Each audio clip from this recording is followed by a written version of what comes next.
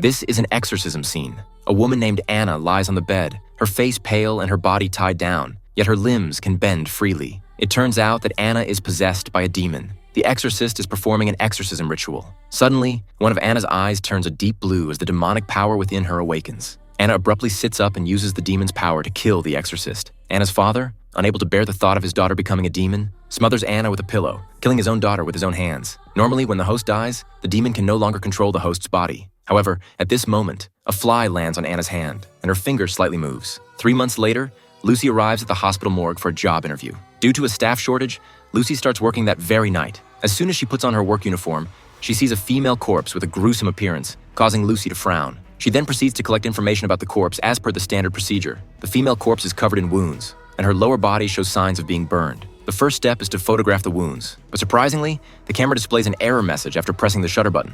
Lucy has no choice but to abandon taking photos and moves on to collecting the corpse's fingerprints. Soon after completing the collection, she prepares to scan the fingerprints into the computer, but the scanner also mysteriously fails to work. Lucy, on her first day at work, feels extremely frustrated. At this point, she's unaware that the female corpse is behind all these disturbances. Since the equipment is malfunctioning, Lucy decides to place the corpse in the refrigerated compartment first. As she pushes the female corpse, the table behind her suddenly starts moving on its own. Lucy is startled and quickly turns her head to look, but the table immediately becomes still. Lucy nervously continues pushing the female corpse inside. Suddenly, a crashing sound comes from behind her. It turns out that a cup from the back has fallen to the ground, giving Lucy quite a scare.